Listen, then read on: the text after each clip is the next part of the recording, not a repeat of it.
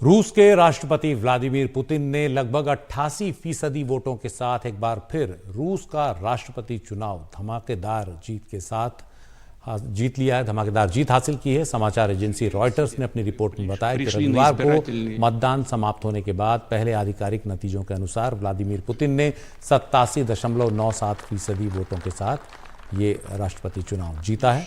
राष्ट्रपति के तौर पर यह उनका 5वां कार्यकाल होगा। रूस की सत्ता में व्लादिमीर पुतिन राष्ट्रपति और प्रधानमंत्री के तौर पर 1999 से ही कायम है। बीच में वो प्रधानमंत्री भी बने थे और फिर वापस राष्ट्रपति बने।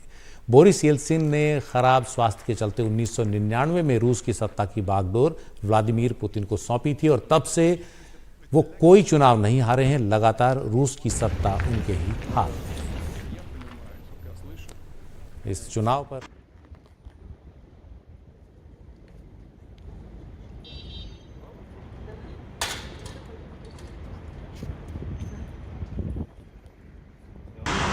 राष्ट्रपति पुतिन ने एक बार फिर से चुनाव जीत लिया है। जो वोटों का आंकड़ा सामने आया है उसके मुताबिक उन्हें 87.6 यानी कि करीब 88% जो वोट है वो मिला है। और ये जो उनकी विक्ट्री है वो सोवियत एरा के बाद, सोवियत संघ के काल के बाद मिली सबसे बड़ी जीत है। और वो अपना जब ये 6 साल का टर्म पूरा कर लेंगे 2030 में, तो वो स्टालिन के बाद सबसे लंबे समय तक रूस को रूल करने वाले शासक जो हैं वो बन जाएंगे।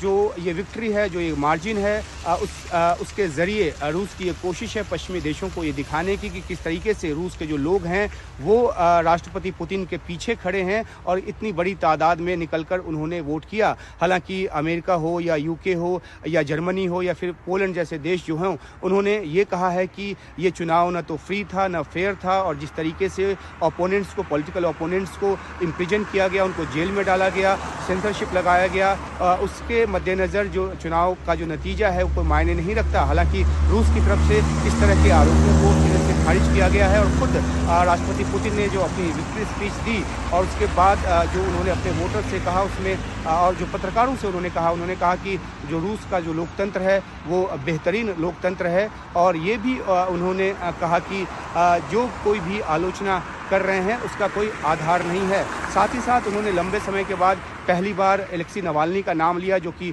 अपोजिशन के नेता थे, जिनकी हाल ही में जेल में मृत्यु हो गई और जिसके लिए आरोप लगाया गया कि उनकी हत्या की गई है। और आरोप जो है नवाल्नी की पत्नी ने खुद प्रेसिडेंट पुतिन तक पर लगाया, जिसको कि क्रेमलिन की तरफ से खारिज किया गया। तो उनका नाम लेकर उन्होंने कहा कि जो लोकतंत्र है वो बिल्कुल सही तरीके से यहाँ चल रहा है। और जो नवाल्नी की तरफ से जो एक आवाज़ दी गई थी, जिस आवाज़ को उनकी पत्नी ने आगे बढ़ाने का काम किया यूलिया ने, और जो मिड डे प्रोटेस्ट जो एक आयोजित किया गया जिसमें लंबा क्यू बनाने की बात की गई, उसका कोई असर जो है वो चुनाव नतीजे पे नहीं पड़ा, ये पुतिन की तरफ से कहा गया है। तो अब अपनी इस जीत के साथ वो नए एक 6 साल के टर्म के लिए पूरी तरह से तैयार हैं। मई में जो है वो नया शपथ ग्रहण होगा 7 मई को, और उसके बाद जो है वो नए सिरे से अपने रूल को आगे बढ़ाएंगे। तो ये पूरा एक आंकड़ा है जिसमें ये दिखाता है कि जो रूस की जनता है वो किस तरीके से पुतिन के साथ खड़ी है। हालांकि बहुत सारे सवाल इस बात को लेकर भी हैं, जो उनके जो मेन ओपोनेंट थे उनको महज 4% या उससे भी कम जो है वोट मिला, और बाकी के जो 2 कैंडिडेट हैं वो तीसरे और चौथे पोजीशन पे रहे। तो 88% वोट के साथ पुतिन जो हैं वो रूस के राष्ट्रपति एक बार फिर से चुन लिए गए हैं और नए कार्यकाल का जो आगाज़ है वो होने जा रहा है। मॉस्को में उमाशंकर सिंह, एनडीटीवी इंडिया।